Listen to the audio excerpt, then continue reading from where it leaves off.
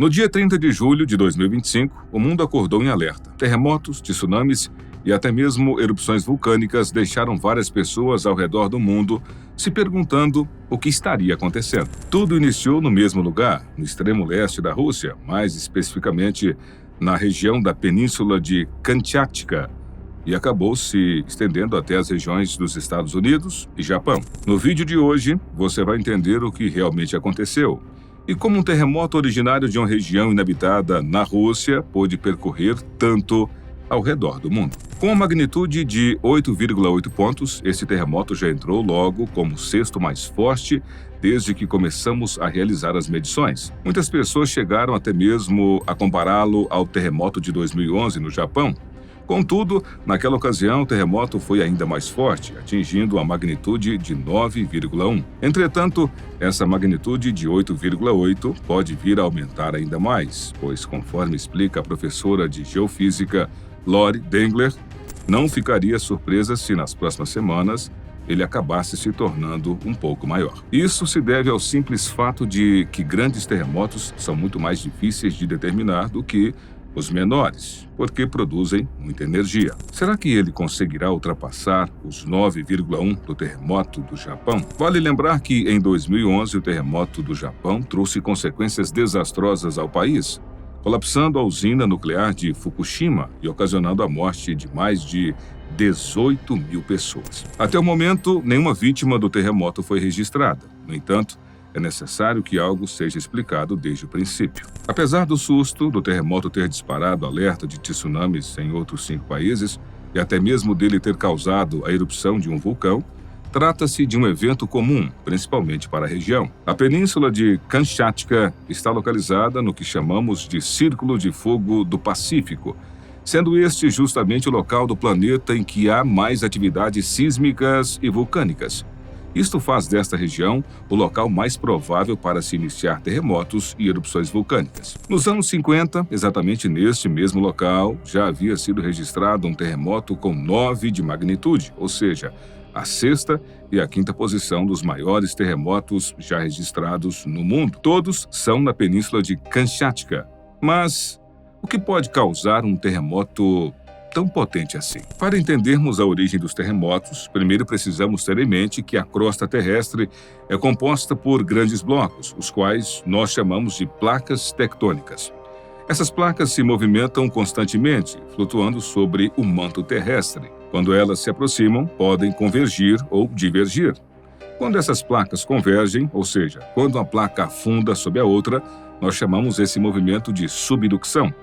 No caso do terremoto de Kamchatka, nós tivemos a convergência de 2 grandes placas tectônicas. Ao longo do tempo, essas placas acabam se pressionando e acumulando energia, e quando essa energia acumulada ultrapassa o ponto de resistência das rochas, é quando temos um rompimento. Ou seja, quando isso ocorre, toda essa energia acumulada é liberada em forma de um terremoto. O terremoto de hoje rompeu uma falha com centenas de quilômetros de extensão, e quanto maior for essa área rompida, mais energia é liberada. E quanto aos tsunamis gerados? O terremoto aconteceu a uma profundidade de 19,3 quilômetros, e quando o movimento das placas desloca o fundo do oceano verticalmente, isso acaba por empurrar uma grande massa de água para cima. Com isso, várias ondas são geradas a uma grande velocidade pelo oceano, ganhando altura ao se aproximar das costas. Japão, Estados Unidos e Havaí foram alguns dos vários países que geraram alertas de tsunami. No Havaí, foram registradas ondas de até 1,7 metros de altura, mas apesar de um alerta para tsunami ter sido feito, na mesma noite ele foi rebaixado para um nível menor. Ainda assim, o administrador da Agência de Gestão de Emergências do Havaí, James Barros, se pronunciou à população local dizendo que fiquem atentos às enchentes, façam avaliação e verifiquem suas estruturas e casas. Todos os voos na região foram cancelados. No Japão, foram registradas ondas de até 1,3 metros de altura e cerca de 1,9 milhão de pessoas foram evacuadas. Havia também uma preocupação com a usina nuclear de Fukushima, um receio de que o mesmo acidente do passado voltasse a ocorrer. Até o momento, nenhum problema na região da usina foi identificado. Mesmo que mais recentemente o tamanho das ondas tenha diminuído para menos do que 1 metro, Ainda assim, as autoridades preferem manter a cautela. Em comunicado, as autoridades japonesas disseram: com base em observações de tsunamis e terremotos de magnitude semelhante, esperamos que as condições de tsunami continuem por pelo menos mais um dia. Se o tsunami coincidir com a maré alta, o nível da maré pode subir ainda mais do que agora. Por isso, pedimos que continuem a ter cautela. Na região da Califórnia, apesar do susto inicial, não há relatos de danos significativos. A maior onda registrada foi de 1,1 metro de altura, sendo que ondas menores foram avistadas em outras regiões pelos Estados Unidos.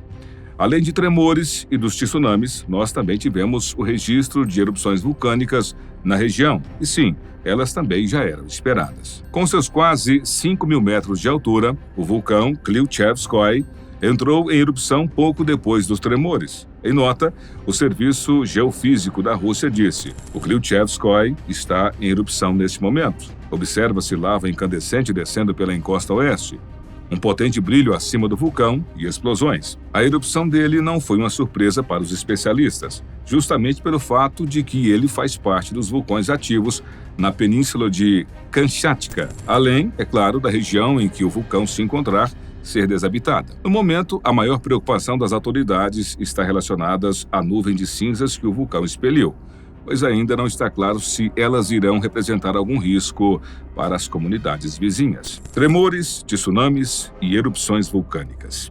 Por mais que pareçam o fim do mundo, na verdade, trata-se de ocorrências normais para esta região tão instável do planeta Terra, justamente devido ao fato de já sabermos o quão instável é essa região e termos nos preparado antes. Pelo menos até o momento, nenhuma morte foi registrada em decorrência desse terremoto, mesmo que ele esteja entre os mais fortes já registrados. Aliás, para quem estiver se perguntando, o terremoto mais forte já registrado aconteceu em 1960 no Chile, com uma magnitude de 9,5 pontos. O tsunami gerado por ele fez mais de 1.600 vítimas, mas, mesmo tendo sido mais forte, não foi o mais letal. O terremoto mais letal que nós temos registro aconteceu em 2004 na Indonésia, com uma magnitude de 9,1 e mais de 280 mil mortes. E vale lembrar que esses dados são relativos apenas ao período no qual nós começamos a registrar os terremotos. Um tremor que tenha ocorrido há 1.000 anos, por exemplo, nós não temos como saber e quantificar a sua magnitude nessa tabela. Normalmente, o esperado é que enfrentemos uma média de um terremoto de magnitude acima de 8 por ano, sendo que um com força maior do que 8,6 é esperado uma vez por década. Por nunca se limitar a uma única região e quase sempre ocasionar em desastres e mortes, há uma grande preocupação em entendermos e anteciparmos esses eventos. Quando indagada se há algo que podemos fazer para prevenir um grande terremoto e tsunami, a geóloga Dee Nines respondeu dizendo que essa é provavelmente uma das principais questões que todos na geociência estão tentando descobrir. A ciência ainda não consegue prever o próximo grande terremoto, mas uma coisa é certa: ele virá. A pergunta, então, passa a ser: estaremos preparados? Não deixe de comentar sua opinião sobre esse evento que vem acontecendo ao redor do mundo.